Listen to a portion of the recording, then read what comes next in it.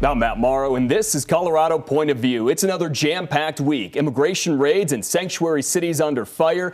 Baby onesies take center stage at RFK's fiery confirmation hearing. Plus, a pause in some federal spending spirals out of control. And President Trump hasn't been back in the White House for 2 full weeks yet. One of his biggest supporters is Colorado Congresswoman Lauren Boebert, and she joins me now for an exclusive interview. Congresswoman, thanks so much for being here. I appreciate it. Wonderful to be here with you, Matt. It's been a whirlwind in D.C. the last couple of weeks. Yes. We'll talk about a lot there in just a second. But first, I want to get to the tragedy in D.C. An American Airlines jet and an Army Black Hawk helicopter collide over the Potomac River. All 64 people on the plane are dead, along with 3 Army soldiers. As of Thursday, the cause of the crash has not been made public. Should the House Oversight Committee, which you're a part of, be involved in the investigation into the FAA, the NTSB, and exactly what happened here? Absolutely. We need oversight over the details here, and we're still uncovering more information with this tragedy.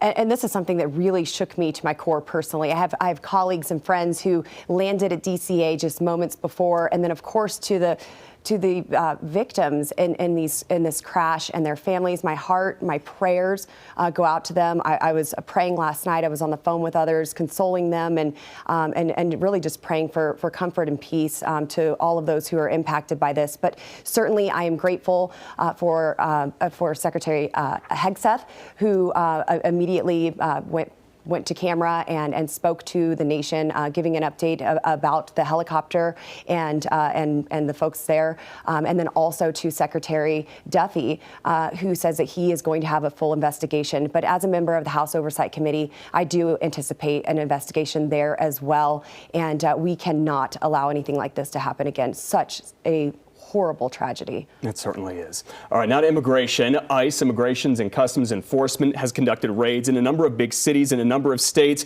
but not here in Denver or in Aurora or really anywhere in Colorado that we've been made aware of. This despite President Trump at one point in the campaign naming part of this Operation Aurora because of what had happened there. ICE is now set to use Buckley Space Force Base to stage and process people in the country illegally. Why no ICE operations here yet? Well, Matt, I would disagree with that. We have seen ICE apprehend illegal aliens, even Tren de Aragua members out of Arapahoe and Adams County, out of Denver. Is ICE leading that, or is it DEA leading that and ICE is a part of it? So we have all hands on deck. And so has there been a full operation with ICE? Has Tom Homan been here? No. But I don't anticipate this to tamper down. I expect it to increase. But also, I want to give a warning to the politicians who are trying to make this political. We have folks in Colorado who are naming places where agents are set to be staged, and they're going to get officers hurt or worse, even killed.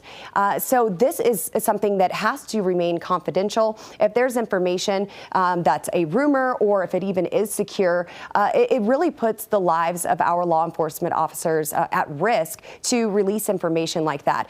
President Trump ran and won on immigration, and not just changing immigration policies, but securing our southern border and removing criminal aliens from our interior. And he stopped in Aurora, Colorado, to say that this is somewhere that he's going to focus on. We are already seeing more than 50 criminal illegals be removed from our state. And, the fear mongering needs to stop from the left. They're threatening, that we're going into churches and into schools and removing children. And that's not the case. There are at least 2 million people who have either already been given instructions to leave the country because their status has been denied, or they are criminal aliens. And so that's 2 million illegals who are here in the country that we are able to start with. And I expect Tom Homan, our border czar, to continue doing a great job. Kristi Noem, our DHS secretary, to continue this work and remove these illegals. So the fear mongering needs to stop, but also our communities are already becoming safer with the extractions that have taken place. So I just want to make sure I heard you correctly there. So ICE is doing operations in Colorado, in the Denver and Aurora area, just not these widespread ones, say, or these large ones that we've seen in, say, Chicago and New York? We have ICE presence here, and they have been doing work. The problem in Colorado is the lack of coordination between federal agencies and our local law enforcement officers. We've seen lawsuits go all the way to the state capitol trying to prevent that legislation, those sanctuary policies that prevent the coordination. We have seen politicians tiptoe on that and not fully answer the repercussions of those policies, but they are real and they are there, and it's impacting our local law enforcement from actually interacting with the federal agents. But we have ICE agents who are here and doing work. Will we see more? I certainly hope so. All right, we'll talk a little bit more about sort of the policies of Colorado and of Denver in particular in just a second. But first, you mentioned ICE is not going to go after children. What happens to children of people who say are here illegally and are arrested in some of these raids and deported? Sure. So the children will absolutely be taken care of. I mean, for starters, look, we had almost 300 or approximately 300,000 children that had gone missing under the last administration's watch. They were brought into this country illegally, and we didn't know where they were. And now, with the coordination that we've had within the federal agencies, we have rescued and found about 100,000 of these children. And today, it may even be more than that. This is incredible. We had Secretary Mayorkas come in and say, we don't know where these kids are. We don't know how to find them. I'll get answers to you, Congress, later.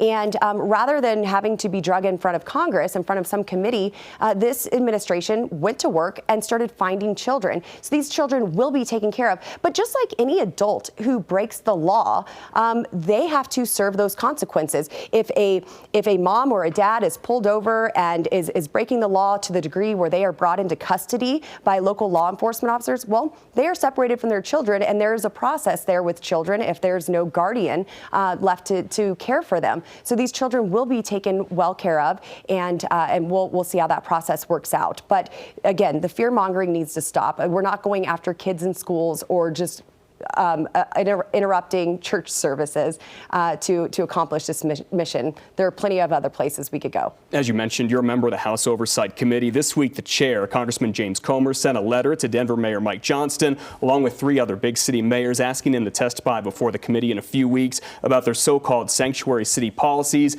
and how they stand out in their, quote, abject failure to comply with federal law. This week, the mayor told us he hasn't decided if he's going to be at that hearing, but he did make this comment. Listen. We will collaborate with the federal government on targeting violent criminals. We've done that in the past. We'll keep doing it in the future going forward. We won't do ICE's job for them. Our police have their own full-time jobs. They don't need to do ICE immigration raids or impose or enforce federal law. That's not our job of our officers. How do you respond to what Mayor Johnston had to say right there? And what do you plan to ask him if he shows up at that hearing? Well, I hope that Mayor Johnston would commit and come before Congress and answer the questions that we have. I certainly want to know about the policies that the city of Denver has that are sanctuary policies that do prevent coordination. We're not asking for local law enforcement to do the job of federal agents. We just simply want the coordination. And frankly, our local law enforcement officers, I have deputies who reach out to me and sheriffs all throughout our state saying we want to be able to have this communication and coordination so we can inform them of the criminal aliens who are in our communities. They want their communities safe, and with these policies in place, they're unable to do so. So we're not trying to do that job for them, but there certainly needs to be that local cooperation. And we want that within all areas of our government. Local, state, and federal coordination, it always works best. It works best when my delegation is on board with a subject, when I'm able to work with our senators and even our governor on policy. It always goes smoother when we have that open line of communication and we can work together. The talk right now, most of it from yourself, from Secretary Noem, from Tom Homan, from President Donald Trump, has been talking about getting criminals out of the country who are here illegally. What happens after that operation is done for the most part? You look at the Denver area, there are probably about 40,000 who came across the border during the last administration. The mayor, the city of Denver, has helped them out. They have some sort of protected status right now, although President Trump has said he may go ahead and remove that. What should happen with them? Should they automatically be deported? Should they be given a chance to become some sort of have work requirements, some legality here? How does that go? Well, so we already have legal processes to come into the country with guest worker programs.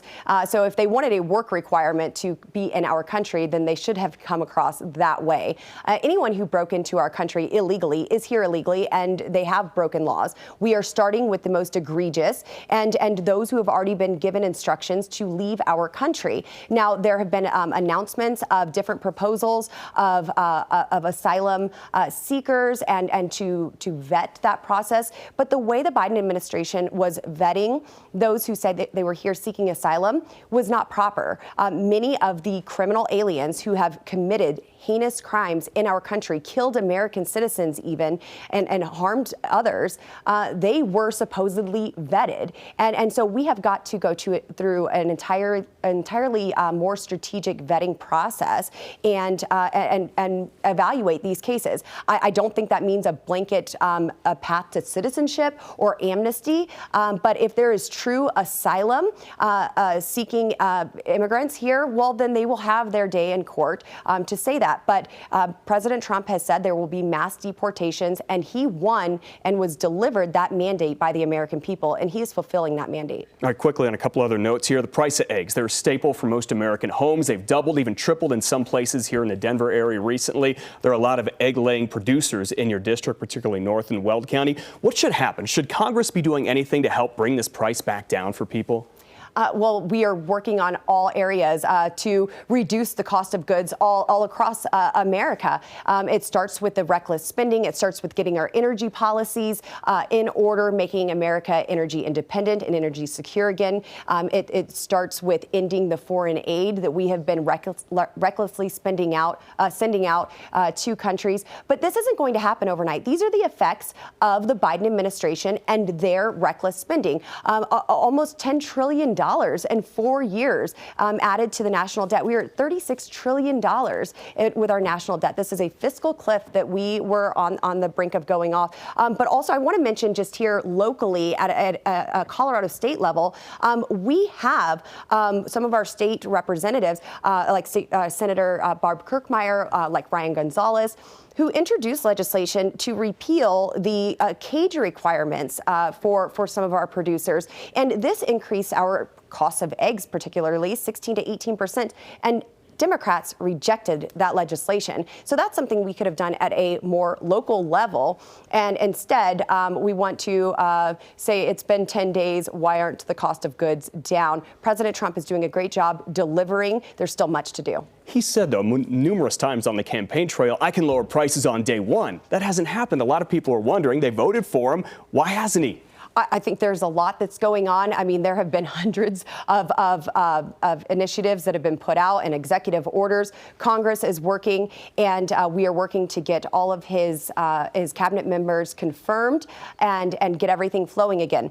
There's still stuff that we are working on when it comes to the debt ceiling, when it comes to the budget and reconciliation, and getting our energy policies going.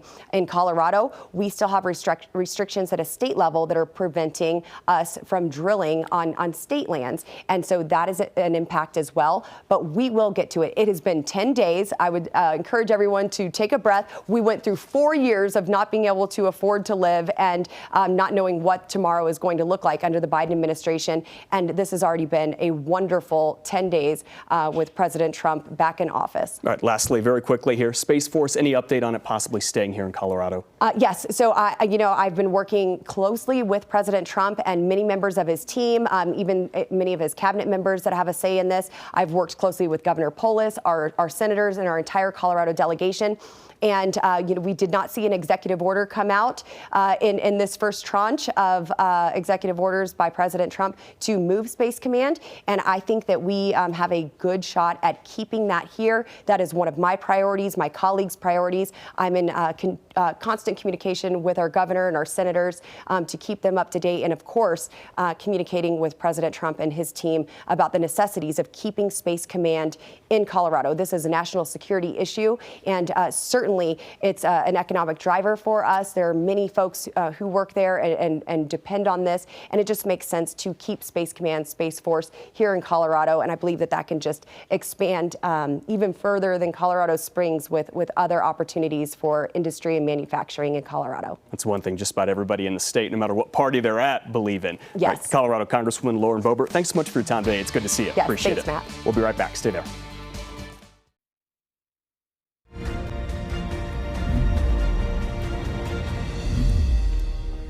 We're back here on Colorado Point of View. Let's get you caught up, get some perspective on what has been a very busy couple of weeks. Our political analysts are here, Democratic strategist and senior presidential and gubernatorial advisor Andy Boyan, and Republican strategist and the director of Advance Colorado, Michael Fields. Gentlemen, thank you for being here. Thank you. Again, mentioned this, President Donald Trump back in the White House, less than 2 weeks now. What do you make of his first 2 weeks in office, Michael? Yeah, I think it's been busy. Obviously, you have cabinet picks that are up. You have these immigration issues where they're already ICE, DEA going after people. Even in Colorado, we have the fentanyl issue. That, a lot of fentanyl was found here. We have TDA members. I think there's been a lot of activity, and really on the things that he campaigned on, focusing in on the economy, focusing in on immigration. And so I think that mandate that was given to Republicans and Donald Trump by getting both houses of Congress, the presidency, have the Supreme Court. I think that there's been a lot of action in these first few weeks, and I think it's going to continue. Andy, what do you make of the first 2 weeks? Well, he has been busy. There's been a lot going on. He's sown a lot of confusion into the process. I mean, the freezing of federal aid and then having to go back and retract, and the president himself had to go out and try to explain it away. So he's caused a lot of confusion. He's also, as Michael said, he's clamped down on immigration particularly. And I think what you see in immigration, Matt, in the first 2 weeks of the Trump administration is really he's doing exactly what he said he was going to do, but he's doing so in steps that are logical. It seems like the beginning of the second term seems more logical than the beginning of the first term, where I think he's learned a lot. And I think he has people around him, particularly his chief of staff, who tends to be more of a reasonable person. I think is advising him well. The thing I would say about his first 2 weeks also is that he should focus and stay focused on what's most important. So I'm not sure necessarily the things that he's signed executive orders on are always the most important thing. But I think immigration is number one, and I think the fact that he's clamped down and moved people from this country so far has been pretty impressive. All right, let's take a look at some new polling just done from our partners at Emerson College and The Hill. So take a look at this. The first one is the approval rating right now for President Trump. You see the numbers, 49% of people in America approve, 10% are neutral, 41% disapprove. Is this surprising to you at all, Andy? Not at all. Nope. I think that what happens when a new president comes in office, he comes in at a popular, obviously, approval rating, which makes sense because he won the election. And they won the election not by a mandate. I disagree on the mandate piece, but I do think that he won the election by enough to give him some room to maneuver. But I think the 41% is interesting because it also shows that people already are dissatisfied with what he's doing and it's going to get worse. If you notice, when President Trump left office in 2021, his approval rating was down in the low 30s. So we'll see what happens, but I think he's going to those numbers are going to flip as we move forward and as he continues. Are the 41% of people who changed their mind, or are they simply Democrats and others who didn't vote for Donald Trump but didn't want him back in the White House to begin with? That's an easy way to say that the 41% are those that didn't vote for him. But I think the part of the 41% are people saying, hold on, this is too aggressive, and let's figure out what's right. The price of eggs, I thought he was going to bring down. Operation Aurora was on day one. That didn't happen. So moving Space Command, et cetera. So he's also faulted on some things that obviously don't make any sense. Okay, Emerson College and our partners at The Hill also asked the question, what basically says, is the country headed in the right direction or the wrong direction? Take a look at this. Democrats, 21% of Democrats, 1 in 5 said the country is headed in the right direction. 87% of Republicans did, yet 14% of Republicans said, no, the country is not headed in the right direction. Michael, which one of those is more surprising to you, that 1 in 5 Democrats agree with this, or 14% of Republicans say, I'm not so sure about things right now? And I think it's the 21% of Democrats. 1 in 5 Democrats is saying things are headed in the right direction 10 days into the Trump administration. I think that's a big deal, and it shows why his numbers are better than they've ever been, right? And you think about the first term, his numbers never were around 50%. You were never +8 there. You think about where Biden was when he left office, -15, -17. People are giving Donald Trump a chance to fix the big problems that they care about: immigration, the economy. If you see, it's kind of split, down the middle with independent voters on how they view the direction of the country. But I think there's a lot of things that mix into that too, right? You live in a certain state, things might be going on good or bad in that state. That can impact how you look at the whole country. But I think overall, this is a good start for Republicans. The question is, can they hold it? Can they focus on the right issues? Can they cut spending? Can they do the things they promised during this campaign? All right, quickly here, a number of fiery confirmation hearings going on in the last week or so. Pete Hegseth confirmed as Secretary of Defense. RFK on the hot seat this week. Kash Patel is as well. Tulsi Gabbard is about to be. Does the Senate confirm all of those remaining three, sort of the more controversial ones, RFK, Kash Patel, and Tulsi Gabbard? I think the one that probably is the most in question is Tulsi Gabbard. I think that's going to be the one that's probably going to be in question. I don't think she gets through. Michael? I agree that one could be. I think the other ones probably do. I think Gates being off the table was a big deal at the time. It's more likely that these get through down the stretch and the momentum that's happening. So I would bet on they probably do. If they don't, it will be Gabbard that doesn't. I would just say also on the Pete Hegseth approval, that wasn't really an approval. That was the vice president going in and saving his rear end. He got approved. He's now the Secretary of Defense, though. All right, stick around. We'll be right back and have much more with Andy Boyne and Michael Fields here on Colorado Point of View. Welcome back to Colorado Point of View. Before we go today, a new segment here called Analyst Choice, 45 seconds for Andy and Michael to talk about what matters to them and what's been in the news in the last couple of weeks. Andy, we'll begin with you. Sure. First of all, I send my heartfelt sorrow and prayers to the families and the victims of the plane crash that happened this past week in Washington, D.C. I would say that the president's press conference was entirely inappropriate and inexcusable, and used it as a political punt football to blame the Democrats, to blame Barack Obama, to blame Joe Biden. And what he should have done was do what he started with in the beginning, which was to say, I'm terribly sorry, a moment of silence. Let's do this for prayers for the victims. But he turned into a political stunt, typical Donald Trump. All right, and as of Thursday, we do not know exactly what caused that horrific crash out in D.C. Michael, 45 seconds to you, sir. Yeah, and we've been talking a lot about immigration being a big issue, and our group, Advance Colorado, is proposing a ballot measure that would basically mandate that local law enforcement, state law enforcement cooperates with federal authorities when it's a violent criminal, when it's a repeat felon. These are the people that we need to worry about. Polis, Johnston, Crow, they've all said we need to do this, but a lot of these laws are preventing it, state laws are preventing this from happening. So we want to do a ballot measure next year to clean up this mess. All right, for their part, the governor and the Denver mayor both say when it comes to violent people who are in the country illegally and criminals, they do cooperate with ICE. Much more to come on that over the next week and the next 2 weeks. Thank you so much for joining us here on Colorado Point of View. We'll see you next week. Have a good one.